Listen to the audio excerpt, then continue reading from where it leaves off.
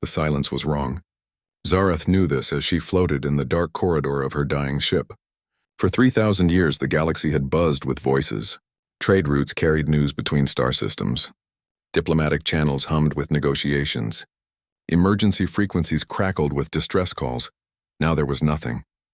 She pressed her scaled hand against the cold metal wall and felt the ship's weak heartbeat through her fingertips. The power core was failing. Soon her small vessel would join the growing graveyard of dead ships that drifted between the stars like metal ghosts. Zarath was Vel Nari, one of the last of her kind. Her people had been scholars and record-keepers for the galaxy. They had built great libraries on 100 worlds and cataloged the rise and fall of civilizations across the spiral arms. Now their homeworld was ash, and she carried their final archive in her failing ship's memory banks. The Kethmori had taken everything. She moved carefully to the ship's control center, her forearms working the damaged controls with practiced skill. The main screen flickered to life, showing her the last transmission she had received before the communication networks went dark. It came from the Drex Coalition, once the mightiest military force in known space. "This is Admiral Gorthak of the Coalition Defense Fleet." The recording began. The Drex commander's face filled the screen, his rocky features marked by deep scars. "All ships, all stations, this is our final transmission. The Kethmori biofleet has breached our last line of defense. Homeworld is under attack. They are in the capital city. The signal cut to static. That had been 47 days ago. Since then, nothing from Drex space except the terrible silence that meant another civilization had died. Zarath had seen it happen before. The pattern was always the same. First came the Watchers, small Kethmori scout ships that appeared at the edge of a system and studied their prey for months or years. They learned everything: military strengths, cultural weaknesses, population centers, and escape routes. Then came the Hunters. The Kethmori were not like other species. They had evolved beyond the need for planets or traditional technology. Their ships were living things grown rather than built. Their weapons could bend reality itself, turning a species' own strength against them. Most terrifying of all, they learned and adapted with each hunt. No military had ever stopped them. No alliance had ever held against their assault. The Kethmori had been hunting intelligent species across the galaxy for 10,000 years, and they had never failed to catch their prey. Zarath called up her archive and began to review the files. 43 species had fallen to the Kethmori in recorded history. The builders of Kepler Prime, masters of engineering who had carved cities from living stone. The thought weavers of the Magellanic Drift whose mental powers could move mountains. The crystal singers of Andromeda 7, who had learned to speak with the music of the spheres itself. All gone. All hunted to extinction or scattered to the dark spaces between stars. She scrolled through the files, looking for any pattern that might offer hope. The builders had tried to hide in underground cities. The Kethmori had simply cracked their planet like an egg. The thought weavers had attempted to join their minds in a collective defense. The hunters had turned their own psychic powers into weapons of madness. The crystal singers had tried to flee to higher dimensions. The Kethmori had followed them there too. Each species had possessed something that made them special, something that had allowed them to reach the stars and build great civilizations. It never mattered. The Kethmori found a way to turn that strength into weakness, then moved on to the next hunt. Zarath paused at one file that made her feel a bitter hope. The humans. She had first heard of them 3 years ago from a refugee ship that had escaped the destruction of the Centauri Collective. The survivors spoke of a young species on the galactic rim that called themselves humans. They lived on a blue world they named Earth, and had only recently developed faster-than-light travel. The Kethmori had found them, of course. Scout ships had been observed at the edge of human space for over a year now, studying and cataloging as they always did before a hunt. The Watchers were learning human military tactics, studying their fractured political systems, and mapping their settlements across dozens of worlds. What made Zarath feel that bitter hope was not the humans themselves, but the timeline. Most species fell within months of being discovered by the Kethmori. The humans had been under observation for over a year, and yet the hunters had not struck. She pulled up what little information her archives contained about humanity. They were young by galactic standards, having achieved spaceflight only centuries ago. Their technology was primitive compared to the great civilizations that had fallen before them. They had no unified government, no single military force, no obvious strength that might give the Kethmori pause. But they were still alive. Zarath's ship shuddered as another system failed. She had perhaps days before life support gave out completely. She should be using that time to transmit her archives to any surviving receiver stations, ensuring that some record of the galaxy's lost civilizations would survive. Instead, she found herself plotting a course for human space. It was foolish. By the time her dying ship reached Earth's solar system, the humans would likely be dead or scattered. She would arrive to find another silent system, another species added to the long list of the Kethmori's prey. But there was something in the reports that nagged at her. The refugee survivors had mentioned strange human reactions to news of the Kethmori threat. Where other species had responded with fear or desperate preparation for defense, the humans had done something different. They had started asking questions. Not questions about how to hide or how to run, but questions about the Kethmori themselves. How did their bioships function? What were their hunting patterns? Had any species ever successfully fought back? The humans seemed less interested in protecting themselves than in understanding their enemy. It was probably meaningless. The humans would die like all the others, and their questions would die with them.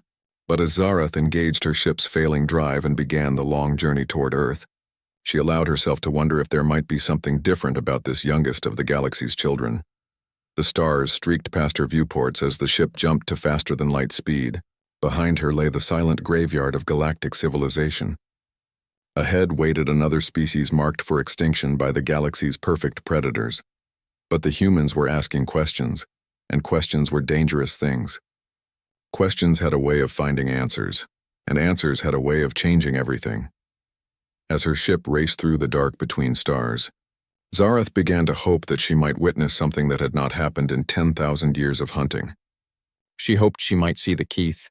Mori make their first mistake. The galaxy held its breath and waited to see if the youngest species would survive long enough to provide an answer to the most important question of all.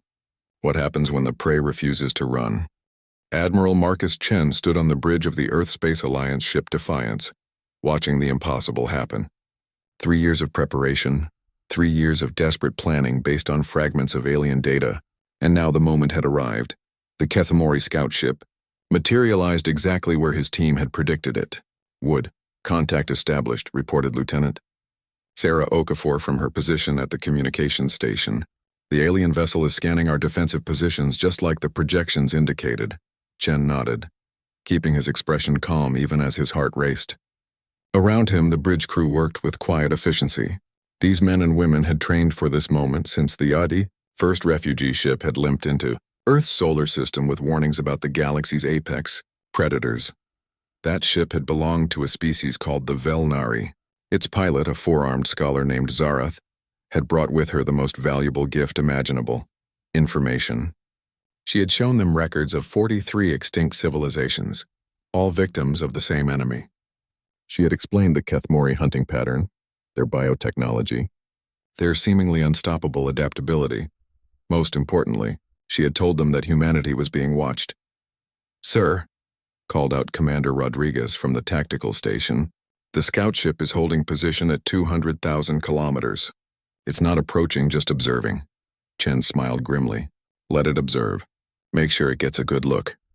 The plan they had developed over 3 years was insane by any reasonable standard. Instead of hiding Earth's military capabilities, they were about to reveal them all. Instead of attempting to negotiate or flee, they were going to attack. Every strategic doctrine in human history said it was suicide to reveal your full strength to an enemy who was clearly superior. But Lieutenant Okafor had studied the Kethmori hunting records more carefully than anyone. She had found the pattern that even the galaxy's greatest minds had missed. The Kethmori were perfect predators, but their perfection was also their weakness. They always adapted to match their prey's greatest strength.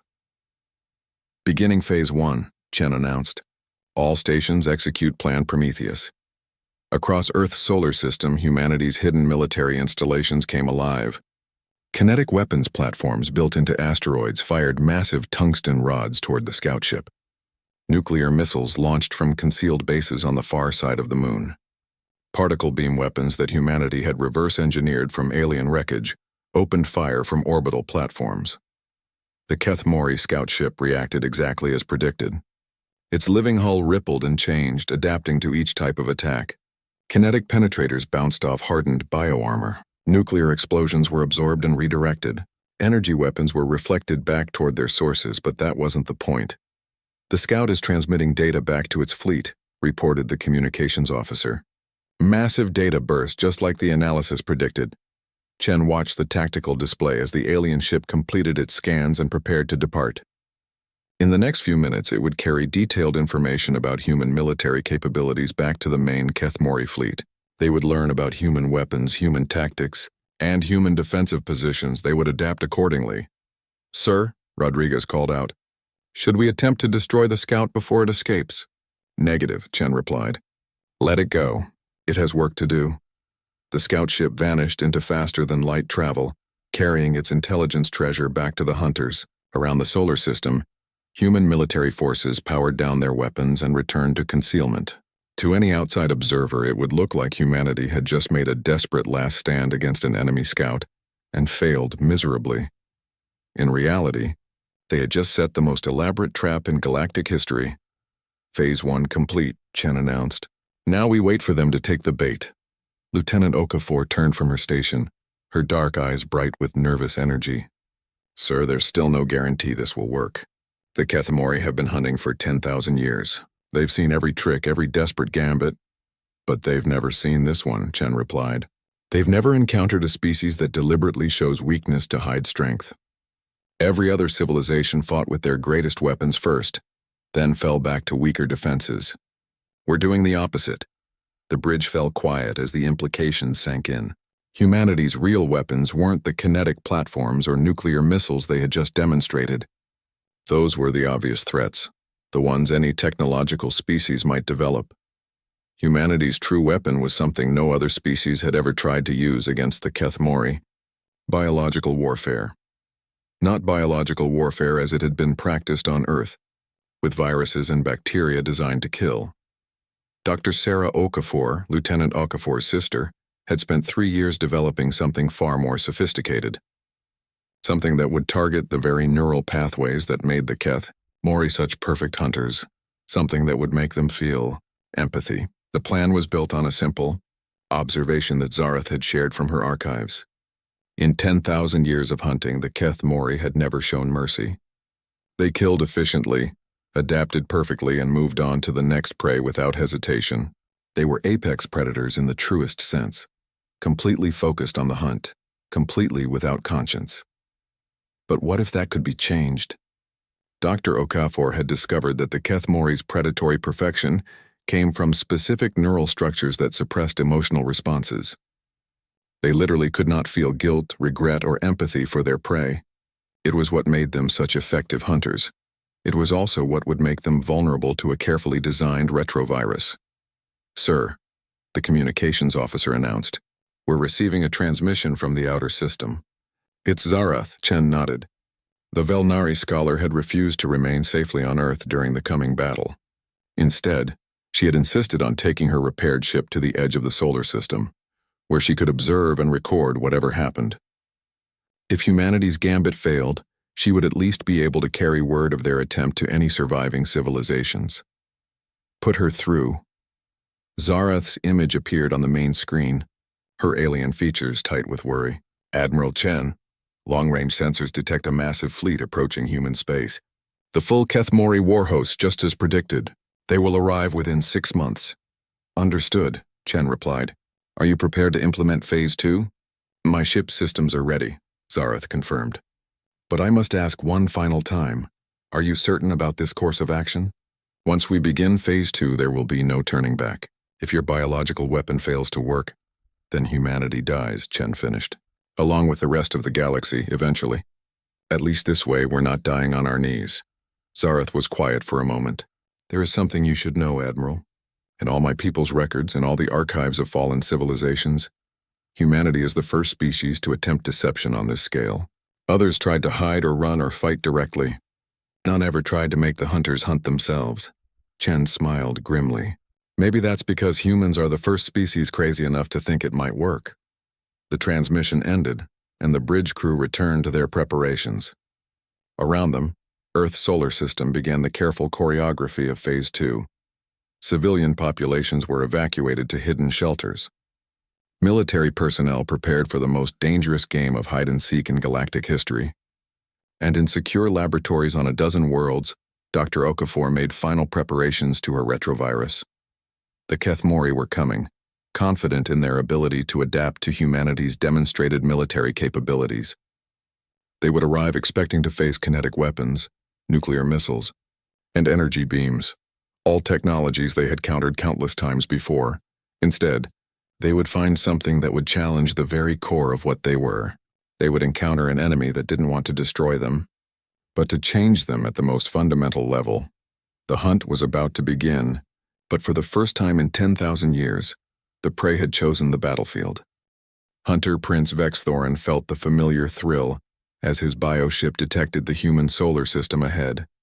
The massive Kethmori war fleet moved through space like a living storm, hundreds of organic vessels pulsing with deadly purpose. Each ship had been grown specifically for this hunt.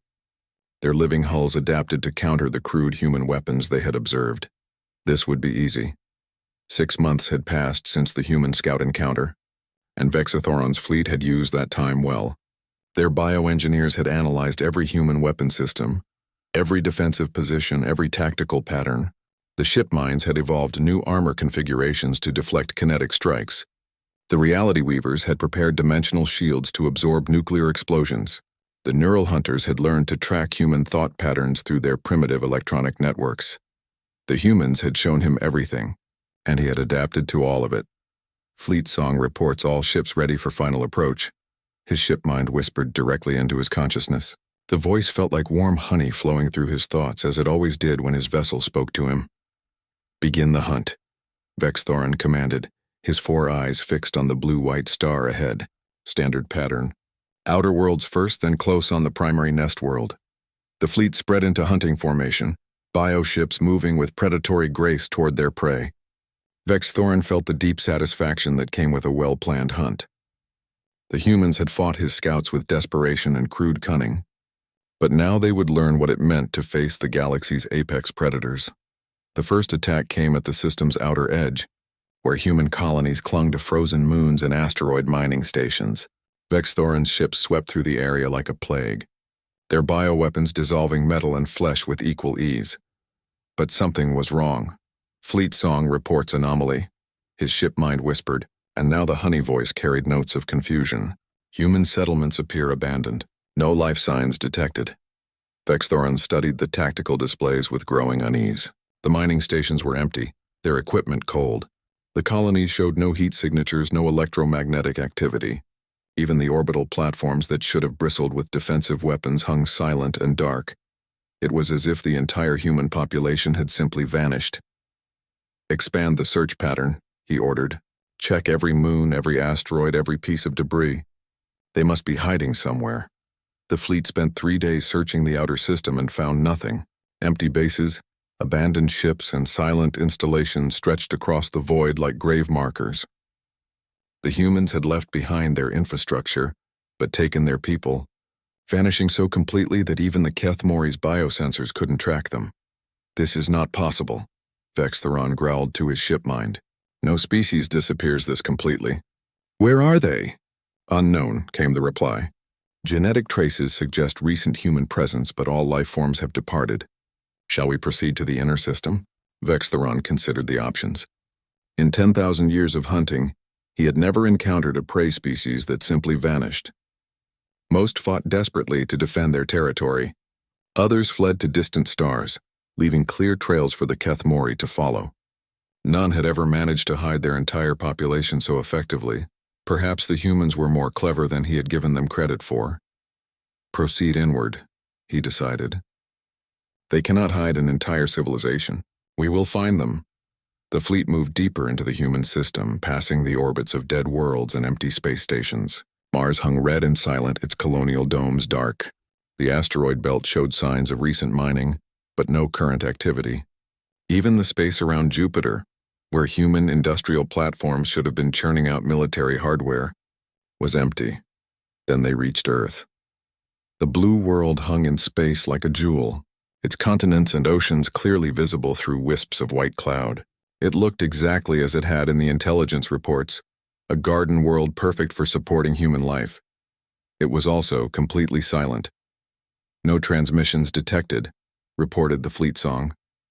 No orbital traffic, no defensive platforms active. The planet appears uninhabited. Vextheron stared at the world below, his predator's instincts screaming warnings he couldn't understand. This was wrong. Prey didn't behave this way. They fought or fled, but they didn't simply disappear. Deploy hunter pods to the surface, he commanded. I want every major population center searched. If they're hiding underground, we'll dig them out. The biopods launched from the fleet like seeds from a dying flower, each one carrying a pack of Kethmori hunters bred specifically for surface operations. They landed in empty cities where traffic lights still functioned, but no vehicles moved through the streets. They searched abandoned military bases where the lights were still on, but no soldiers remained at their posts. They found signs of recent habitation everywhere, meals half-eaten, computers still running, personal belongings scattered as if their owners had left in a hurry. But of humanity itself there was no trace. The first hunter pod reported back within hours. Major population centers appear evacuated, the pack leader transmitted. No resistance encountered. No life signs detected below ground level. Other pods reported similar findings. It was as if an entire species had simply walked away from their civilization, leaving everything behind except themselves. Vextheron felt something he had never experienced before: doubt. In his long life as a hunter, he had never encountered a mystery he couldn't solve through application of superior force and predatory cunning. The humans were testing him in ways he didn't understand. Continue the search, he ordered. Deploy bioscanners across the entire planet. They must be hiding somewhere. But even as he gave the command, Vextheron noticed something else troubling. Several members of his crew were reporting unusual symptoms: headaches, nausea, and strange emotional responses that had no place in Kethmori psychology. Shipmind, he called. Are we detecting any biological contaminants? Negative, came the reply. But now the honey voice seemed strained. However, I am experiencing unusual neural fluctuations. Recommend medical consultation. Before Vextheron could respond, alarms began sounding throughout his ship. Similar alerts echoed from vessels across the fleet, as hunters reported the same mysterious symptoms spreading through their crews. It started small, moments of hesitation during routine tasks, brief flashes of what could only be described as regret when reviewing old hunt records, but it spread quickly, affecting Kethmori, who had never shown such weakness before. Fleetsong reports widespread neural anomalies, his shipmind announced, and now the voice carried something impossible: fear. Multiple vessels requesting emergency medical support. Recommend immediate withdrawal to safe distance. But even as Vextheron prepared to order a retreat, he felt it himself. A strange sensation creeping through his mind, foreign thoughts that didn't belong to a perfect predator. For the first time in his centuries of existence, he found himself wondering about his prey. What had it felt like for all those species he had hunted? Had they experienced fear as their worlds burned? Had they felt pain as his bioweapons dissolved their bodies? Had they mourned their dead as he collected his trophies? The thoughts were alien, disturbing, wrong. Kethmori didn't waste time on such concerns. Prey was prey, nothing more. But the feelings wouldn't go away, growing stronger by the hour. Across the fleet, similar transformations were taking place. Hunter crews found themselves unable to complete routine weapons maintenance. Shipminds began questioning orders that would have been followed without hesitation before. Warriors who had never known doubt suddenly found themselves paralyzed by conscience. And through it all, a single transmission began broadcasting from Earth's surface on all frequencies, a human voice, calm and clinical, explaining what was happening to them. This is Dr. Sarah Okafor, the voice said. You are experiencing the effects of a targeted retrovirus designed to activate dormant empathy centers in your neural structure. The infection was delivered through human subjects you captured during your initial raids. Every Kethmori who came into contact with human genetic material has been exposed. Vextheron listened in growing horror as the human scientist continued her explanation. The virus didn't kill, it changed. It activated neural pathways that had been suppressed for millions of years of Keth Mori evolution. Pathways that allowed them to feel what their prey felt. For the first time in their species' history, the galaxy's perfect predators were experiencing empathy, and it was destroying them from within. Admiral Chen emerged from the underground bunker where he had waited for 3 months, blinking in the bright sunlight of a world that was free. Above him, the sky showed no sign of the Keth Mori fleet that had fled Earth's orbit just days before, their bioships limping away like wounded animals. The plan had worked better than anyone had dared hope. "Status report," he called to Lieutenant Rodriguez, who was coordinating the emergence of hidden human forces across the globe. 97% of civilian populations have been successfully evacuated from shelter systems, Rodriguez reported. Military units are reporting ready status on all continents. The Keth Mori fleet has withdrawn to the outer system, but our long-range sensors show they're not leaving. They're just floating there, Chen nodded grimly. The Keth Mori retreat hadn't been a withdrawal so much as a collapse. According to Dr. Okafor's analysis, nearly 60% of their fleet was now infected with the empathy virus. The once perfect predators were experiencing emotions they had never felt before, and it was tearing their society apart. But humanity's work was far from finished. "What's the status on our refugee allies?" Chen asked. "Zareth reports that survivor species throughout the galaxy are responding to our broadcasts," Rodriguez replied. "They're coming out of hiding, Admiral. For the first time in centuries, they're fighting back." The communications array crackled to life, carrying messages from across the galaxy. Species that had been reduced to scattered refugees were finding their courage again. The Velnari were sharing their hidden archives with anyone who could use the information. The surviving Drex were reforming military units, determined to reclaim their lost worlds. Even smaller groups species Chen had never heard of were reaching out to offer alliance. Humanity had done more than survive the Keth Mori hunt. They had broken the cycle of terror that had gripped the galaxy for 10 millennia. Dr. Sarah Okafor approached from the research facility, her face showing the exhaustion of months spent perfecting her biological weapon, but there was satisfaction in her eyes as well, the look of a scientist who had succeeded beyond her wildest theories. "How's our empathy virus performing?" Chen asked. "Better than projected," Okafor replied. "The Keth Mori bioships are designed to share information instantly across their fleet networks. What we didn't anticipate was that they would also share emotional experiences. When one Keth Mori feels guilt or regret, it spreads to others through their ship minds." She pulled up a holographic display showing the Keth Mori fleet positions. Many of the bioships were clustered together, their living hulls intertwined like grieving animals seeking comfort. "They're trying to cope with 10,000 years of suppressed conscience all hitting them at once," Okafor continued. "Some are handling it better than others, but none of them are functioning as effective hunters anymore. And the ones who haven't been infected yet? That's where things get interesting," Okafor said with a slight smile. "The uninfected Keth Mori are starting to see their infected fleetmates as defective. There's civil war breaking out in their ranks. Hunter packs are turning on each other, some trying to cure the infected, others trying to eliminate them entirely." Chen felt a complex mix of emotions as he processed this information. The strategic part of him was pleased. A divided enemy was a weakened enemy. But the human part of him couldn't help feeling sympathy for beings who were experiencing conscience for the first time in their lives. It was ironic. The empathy virus was making him more understanding of the Keth Mori's suffering, even as it was making them understand the suffering they had caused others. "Sir," Rodriguez interrupted, "we're receiving a priority transmission from Captain Isabella Rodriguez aboard the Defiance. She's leading the joint task force in the outer system. Chen had authorized the formation of humanity's first mixed-species fleet, combining human tactical doctrine with alien technology and experience.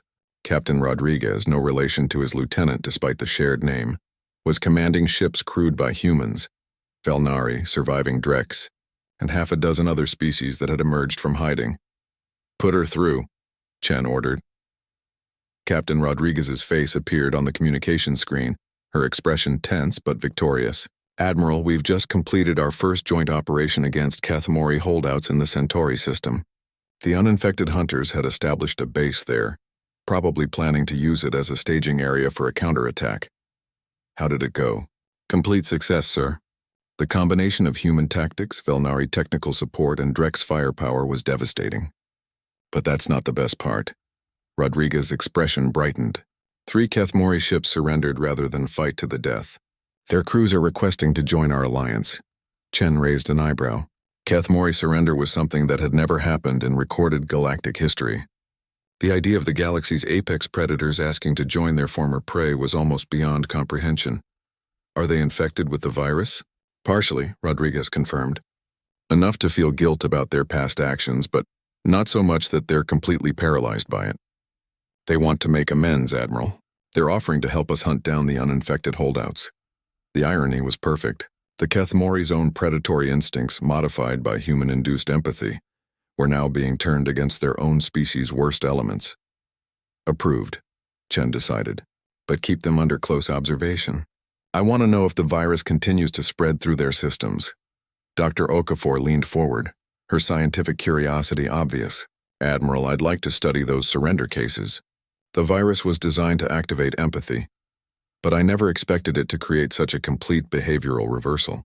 If we can understand how it works, we might be able to help other infected Kethmori adapt more quickly. Do it, Chen agreed.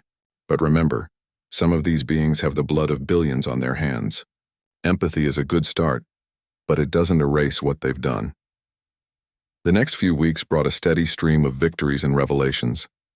The joint human-alien fleets proved devastatingly effective against the remaining uninfected Kethmori.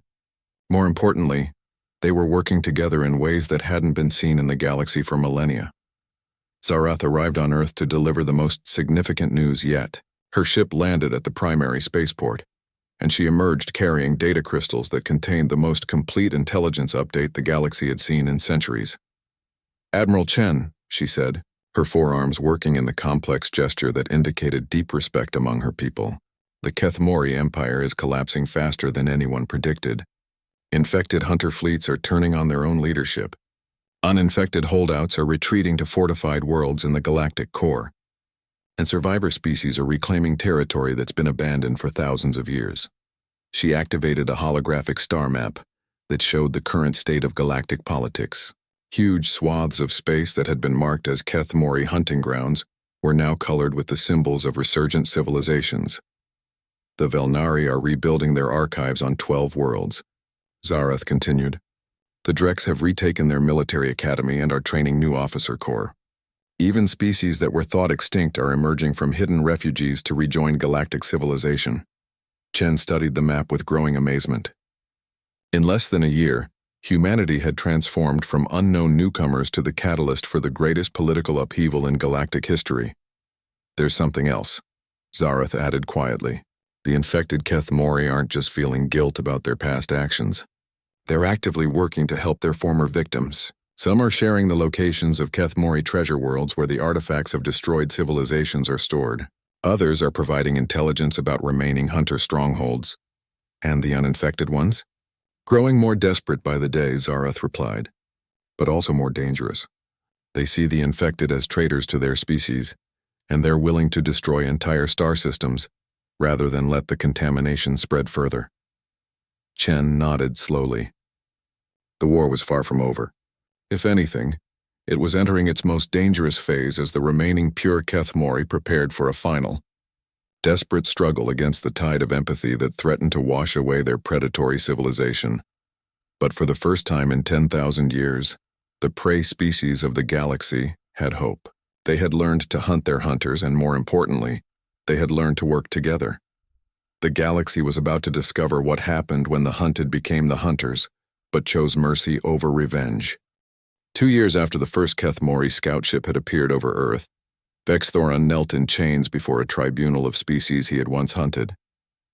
The great hall on the restored Velnari homeworld echoed with voices speaking in dozens of languages, all united in their judgment of the galaxy's former apex predators.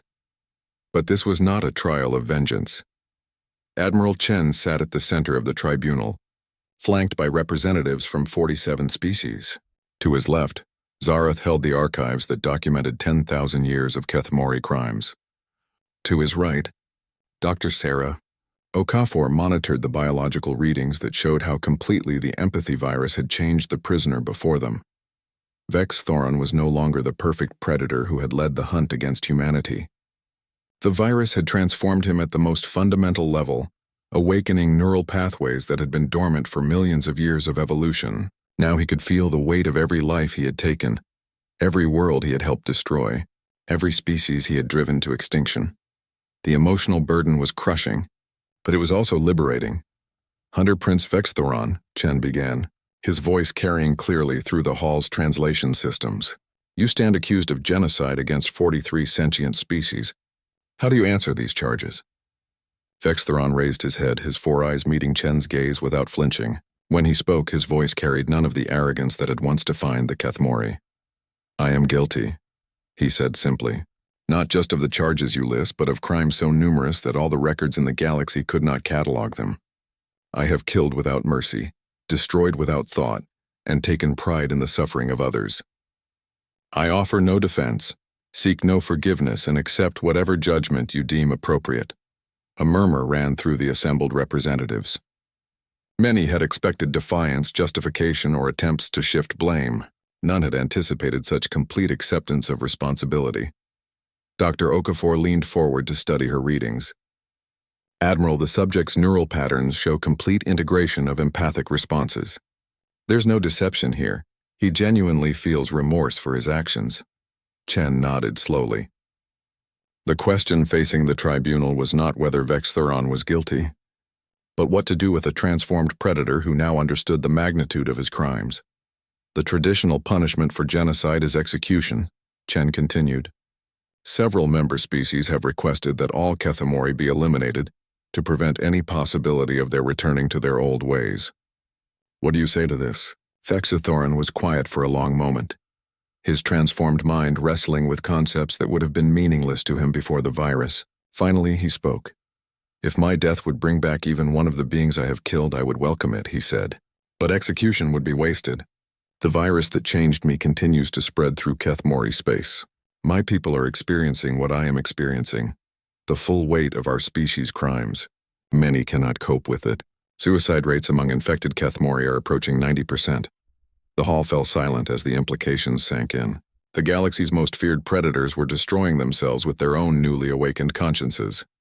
We need guidance, Vex Thoron continued, his voice growing stronger. We need to learn how to live with the knowledge of what we have done, and we need to find ways to make amends if such a thing is even possible. Zareth activated her archive display, showing the current state of the galaxy.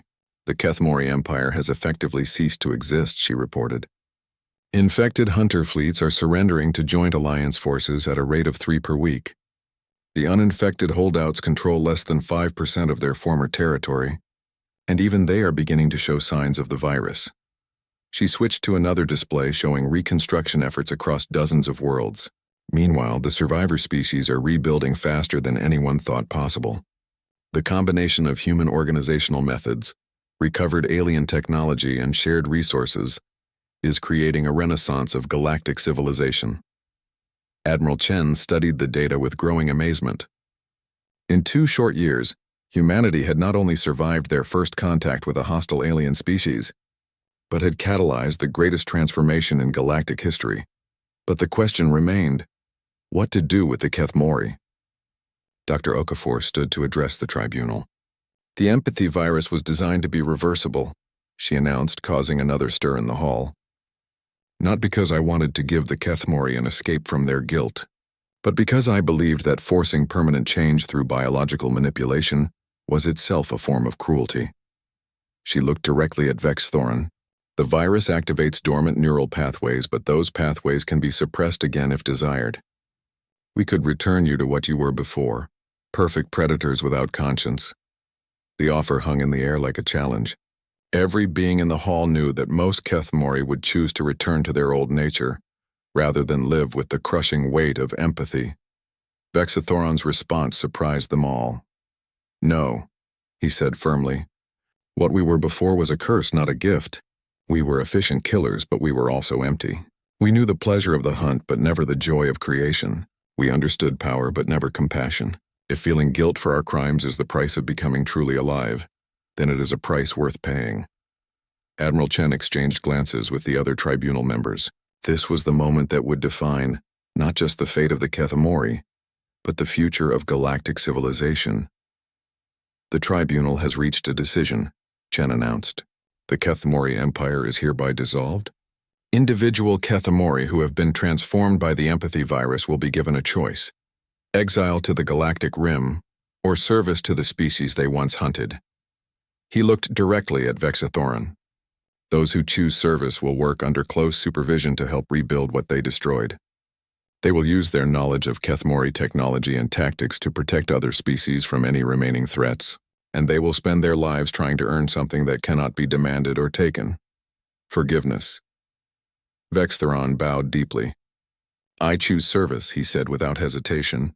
"If there is any way to atone for what I have done, I will find it." The hall erupted in discussion as representatives debated the wisdom of the decision. Some argued that trusting former predators was foolish, regardless of how they had changed. Others pointed out that the transformed Kethemori possessed knowledge and abilities that could benefit everyone. Dr. Okafor provided the final piece of the puzzle. "The virus continues to evolve," she announced. "It's now spreading to other aggressive species throughout the galaxy. Not through human action, but through natural selection and cross-contamination." The galaxy itself is changing, becoming a place where cooperation provides more survival value than predation.